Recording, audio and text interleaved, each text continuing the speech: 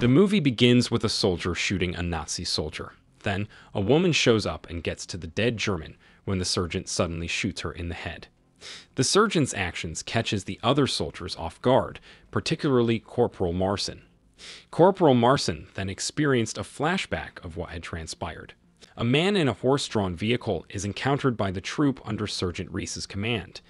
As Sergeant Reese stops the man to check the cart for contraband or weapons, a Nazi soldier appears out of nowhere and shoots two of Sergeant Reese's men.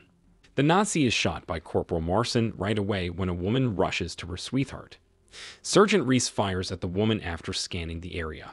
Sergeant Reese concludes that the woman is a Nazi after glancing at his perplexed soldiers. Afterward, they carry their fallen comrades to the camp where Sergeant Reese reports what happened to their superior and tells them that a woman died in the crossfire. Corporal Marson and Ash, another man from Sergeant Reese's troop, overheard them. Ash then points out that they shouldn't have killed the woman just because she was loyal to her lover. Going back to the surgeon and their superior, the superior scolds him for what happened and orders him to go back to the field to gather more intelligence reports. The scene changes to Corporal Marson looking at a picture of a child when his comrade Joyner joins him. It turns out that he also overheard the conversation of their surgeon and superior. He tries talking to Corporal Marson about what happened, but he's not getting any response. Cursing him, Corporal Marson says he just wants peace.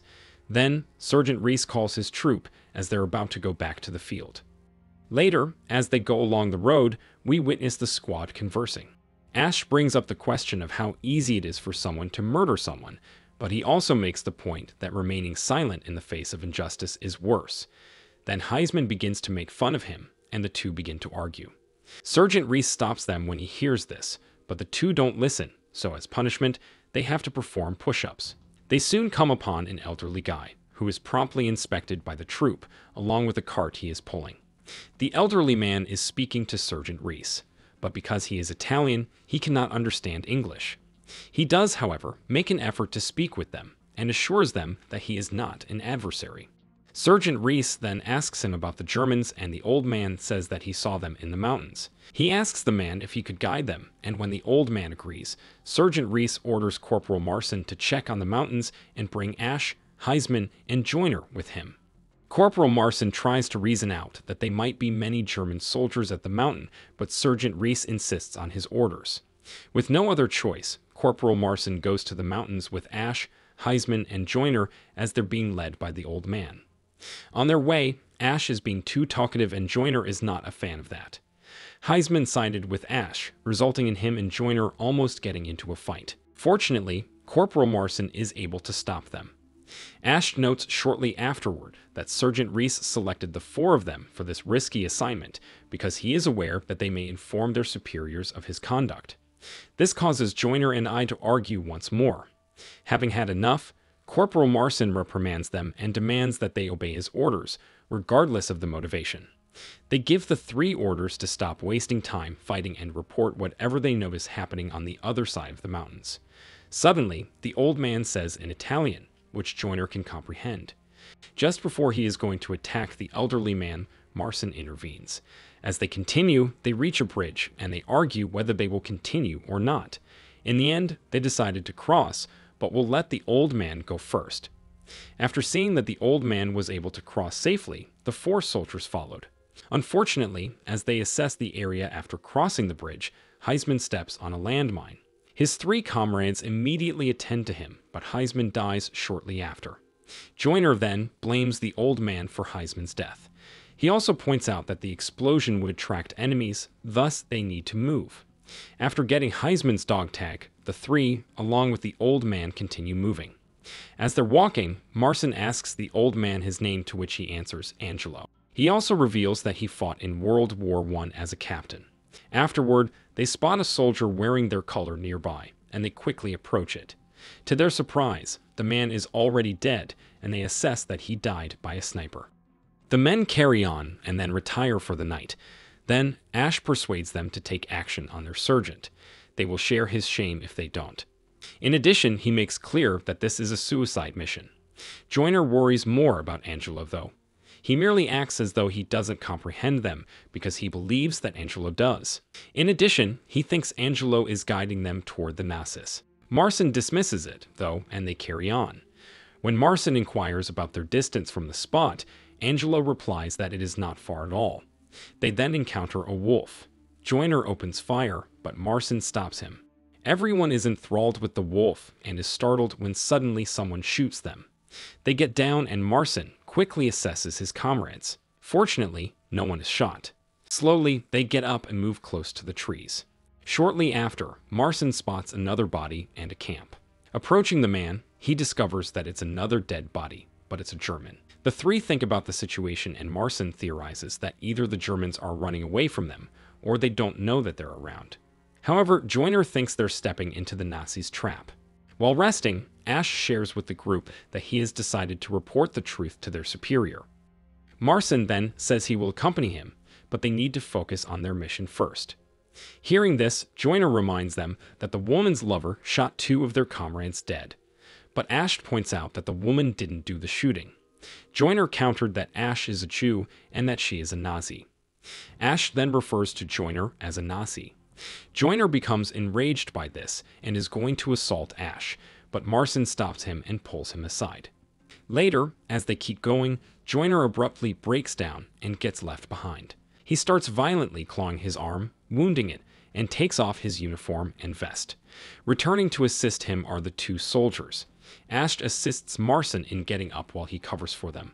Joyner insists they have to get off the mountain, and Ash assures him they will head back to camp right away once they have accomplished their goal.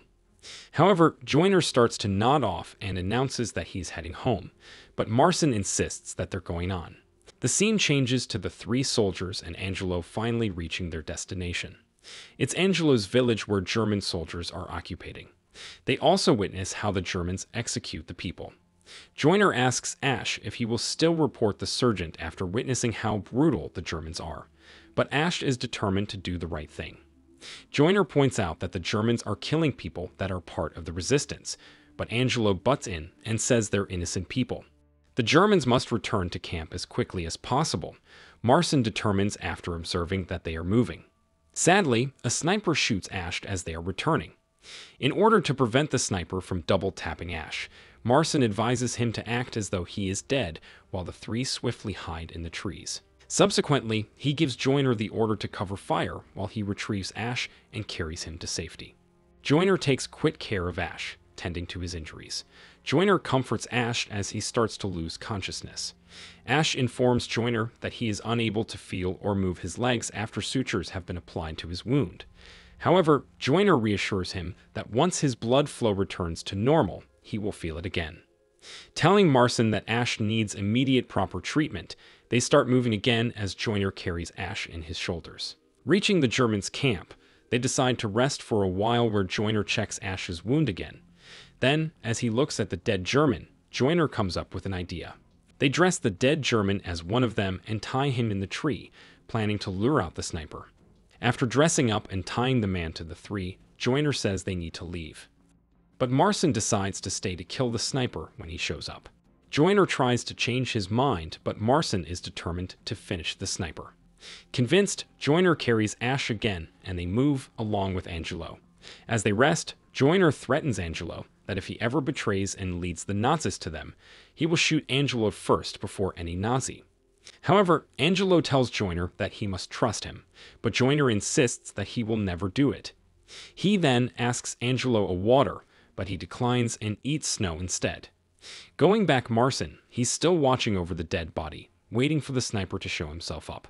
Suddenly, he sees the dead woman, and he begins getting flashbacks when the sergeant kills her. He also starts hearing her, causing him to have a panic attack as he feels guilty for what happened to her. Marcin nods out, exhausted, only to be startled awake by a gunshot. He notices a man slowly approaching the dead body and becomes alarmed. He grabs his rifle and points in the direction of the body. Even though Marcin is initially hesitant to fire at the sniper, he ultimately pulls the trigger. As Marcin gets closer, he's shocked to discover that the sniper is an Italian pickpocket rather than a German soldier. Exasperated, he yells aloud and questions the dead. He tosses the man's gun and rushes to join his friends.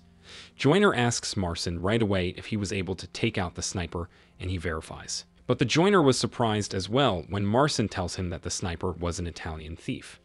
Realizing that it's someone from Angelo's village, Marcin confronts Angelo. Afterward, they continue moving.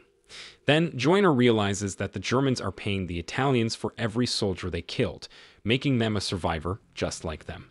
Suddenly, Ash wakes up and starts being talkative again, but this time, Joiner willfully talks to him. As they reach the base, Marcin is alarmed when he notices that Ash is not breathing. Rushing him inside, they call for a medic. Unfortunately, the medic announces that Ash has passed away as it is too late. Joiner strikes the medic out of frustration. Fortunately, their boss shows up and manages to put an end to Joiner. He gives his troops the order to remove Joiner, then heads straight to Marcin. While he asks Marcin what happened, he also gives his troops orders to find Angelo. Marcin notifies their boss about Sergeant Reese's execution of an innocent woman, whom he had earlier ordered to perish in the crossfire, rather than reporting what they have actually witnessed. To Marcin's amazement, though, this knowledge is now irrelevant because Sergeant Reese passed away almost an hour ago after being shot in the throat by a sniper. Then the superior asks him again what they found in the north. Marcin responds that the Germans are preparing for a counterattack and moving their way. Then other soldiers find a map from Angelo. Seeing this, his superior orders Marcin to execute Angelo. But Marcin questions his orders, reasoning that Angelo helped them all the way. But the superior points out that Angelo is spying on them and scouting for the Germans. With no other choice, Marcin brings Angelo to the river where he plans to execute him. But remembering the Ash, the woman, and the Italian thief, Marcin can't afford to pull the trigger. After praying for him, Angelo curses Marcin, which prompts him to pull the trigger. However, Marcin spares Angelo by firing alongside him. Then, before he changes his mind, he gives him the command to leave and flee. Marcin collapses to his knees in despair. Shortly later, Joiner shows up, asks how he's doing, and offers him a smoke. When Marcin asks where Angelo is, he responds that he won't stop the conflict. Then, Marcin asserts that Ash was correct all along in saying that they are all damaged because they killed the woman. Joiner leaves to obtain help for Marcin after realizing something is wrong with him. Then, as Marcin stares out over the river, he enjoys the tranquility he is feeling. Shortly after, Joiner goes back to call Marcin as they're about to leave. Marcin then stands up as he walks back to the camp. The movie ends with Marcin realizing that he wants to leave the war, but knows that he needs to continue to know his purpose in life. Thanks for watching.